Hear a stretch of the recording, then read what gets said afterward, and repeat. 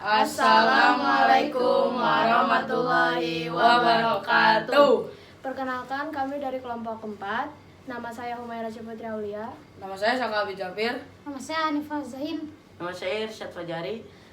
Di sini kami ingin mempresentasikan tentang kondisi masyarakat Indonesia pada masa demokrasi liberal dan demokrasi terpimpin, serta perjuangan menghadapi disintegrasi bangsa. Inilah materi yang kali ini disampaikan.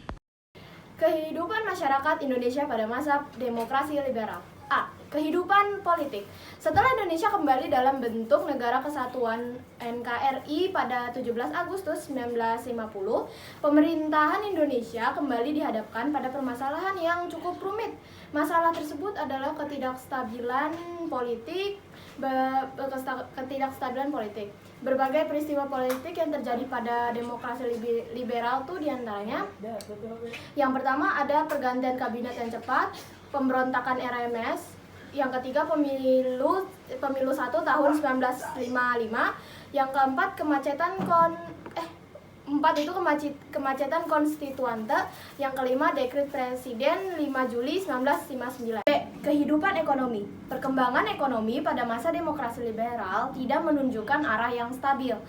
Anggaran pemerintah mengalami defisit atau kekurangan. Defisit itu disebabkan antara lain oleh beberapa hal berikut ini. Yang pertama, pengeluaran pemerintah yang semakin meningkat karena tidak stabilnya situasi politik.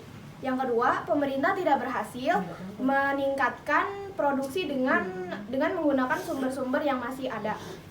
Yang ketiga, politik keuangan dirancang di Belanda sebagai akibat dari politik kolonial Belanda. Nah, kehidupan ekonomi Indonesia hingga tahun 1959 belum berhasil dengan baik dan tantangan yang menghadangnya cukup berat. Nah, upaya pemerintah untuk memperbaiki kondisi ekonominya antara lain yaitu Gunting Syafruddin, sistem ekonomi Gerakan Benteng, nasionalisasi perusahaan asing, sistem ekonomi Alibaba, finansial ekonomi, dan rencana pembangunan 5 tahun atau RPLT. C. Kehidupan sosial. Kehidupan sosial masyarakat Indonesia pada masa demokrasi parlementer banyak dipengaruhi oleh gejolak politik dan permasalahan ekonomi. Gejolak politik menyebabkan munculnya gangguan keamanan di berbagai tempat dan upaya perbaikan ekonomi yang tidak berjalan lancar, menyebabkan meningkatnya angka kemiskinan dan pengangguran. D. Kehidupan pendidikan dan kesenian. Pada 1950 diadakan pengalihan masalah pendidikan dari pemerintah Belanda kepada pemerintah RIS, Republik Indonesia Serikat. Kemudian disusunlah suatu konsepsi pendidikan yang dititik beratkan kepada spesialisasi, sebab menurut Menteri Pendidikan pada saat itu bangsa Indonesia sangat tertinggal dalam pengetahuan teknik yang sangat dibutuhkan oleh dunia modern. Pada masa demokrasi parlementer didirikan beberapa universitas baru, diantaranya adalah Universitas Andalas di Padang, Universitas Sumatera Utara di Medan, Universitas Indonesia di Jakarta, Universitas Pajajaran di Bandung, Universitas Airlangga di Surabaya, dan Universitas Hasanuddin di Makassar. Dalam bidang kesenian, muncul berbagai organisasi seni lukis, seperti Organisasi Pelukis Indonesia dan Gabungan Pelukis Indonesia. Selain itu, berdiri pula Akademi Seni Rupa Indonesia, ASRI, di Yogyakarta. Masyarakat Indonesia pada masa demokrasi terpimpin. A. Kehidupan sosial dan politik. Kehidupan politik pada masa demokrasi terpimpin dilatar belakangi pula oleh belum pernah tercapainya kestabilan secara nasional di masa sebelumnya, demokrasi parlementer. Pada masa demokrasi terpimpin, kuasa presiden sangat besar sehingga cenderung ke arah otoriter. Akibat sering terjadi penyimpangan pada Undang-Undang Dasar 1945. Dinamika politik yang terjadi pada masa demokrasi terpimpin berupa persaingan antar kekuatan politik yang ada pengaruh terhadap kehidupan sosial masyarakat Indonesia waktu itu. Kampus dijadikan sebagai sarana politik. Mahasiswa yang tidak ikut dalam rapat umum atau demokrasi dianggap sebagai lawan. Media komunikasi massa seperti surat kabar yang menentang dominasi PKI dicabut surat izin terbitnya. Dengan demikian, surat kabar dikuasai oleh surat kabar PKI seperti Harian Rakyat, Bintang Timur, dan Warta Bakti. Kehidupan ekonomi. Kondisi ekonomi pada masa awal demokrasi terpimpin sangat terpuruk akibat pemberontakan yang terjadi. Untuk mengatasi keadaan ekonomi pada masa ini, Presiden Soekarno mempraktikkan sistem ekonomi terpimpin dengan terjun langsung mengatur perekonomian. Langkah-langkah yang diambil pemerintah untuk memperbaiki kondisi ekonomi antara lain pembentukan Dewan Perencanaan Nasional Depernas, devaluasi mata uang rupiah, deklarasi ekonomi, dan pembangunan proyek mercusuar.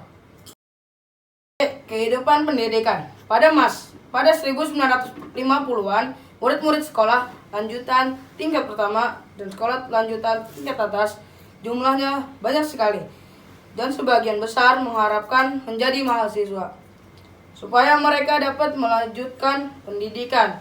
Pemerintahan menetap kebijakan untuk mendirikan universitas baru di setiap ibu kota provinsi dan menambah jumlah fakultas di universitas yang sudah ada. Pada tahun 1962, sistem pendidikan SMP dan SMA mengalami perubahan. Dalam kurikulum SMP ditambahkan mata pelajaran ilmu administrasi dan kesejahteraan masyarakat, dan di SMA dilakukan penujurusan mulai kelas 2. Jurusan dibagi menjadi kelas budaya, sosial, dan ilmu alam.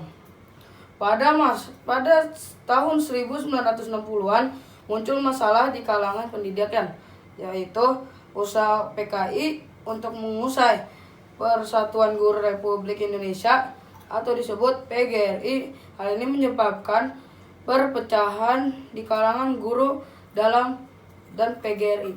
D. Kehidupan kebudayaan. Dalam bidang seni muncul berbagai lembaga seni yang dibangun oleh partai politik seperti Lembaga Kesenian Rakyat atau Lekra milik PKI, Lembaga Kesenian Nasional milik Partai Nasional Indonesia, Lembaga Seni Budaya Muslimin Indonesia atau Lesbumi milik Nahdlatul Ulama, dan Himpunan Budayawan Islam milik Masyumi. Lembaga-lembaga tersebut saling bersaing dan memperebutkan dominasi sesuai dengan haluan politik partai yang menaunginya. Perjuangan menghadapi disintegrasi bangsa. A. Berbagai pergolakan di dalam negeri tahun 1948 sampai 1965. Sejarah pergolakan dan konflik yang terjadi di Indonesia selama masa tahun 1948 sampai 1965. Dalam bab ini akan dibagi menjadi 3 bentuk pergolakan. Pertama, pergolakan yang berkaitan dengan ideologi. Yang termasuk dalam kategori ini adalah pemberontakan PKI Madiun, pemberontakan DI atau TII, dan peristiwa G30S PKI. Ideologi yang diusung oleh PKI tentu saja berkomunisme, sedangkan pemberontakan DI atau TII berlangsung dengan membawa ideologi agama. 2. Pergolakan yang berkait dengan kepentingan atau vested interest.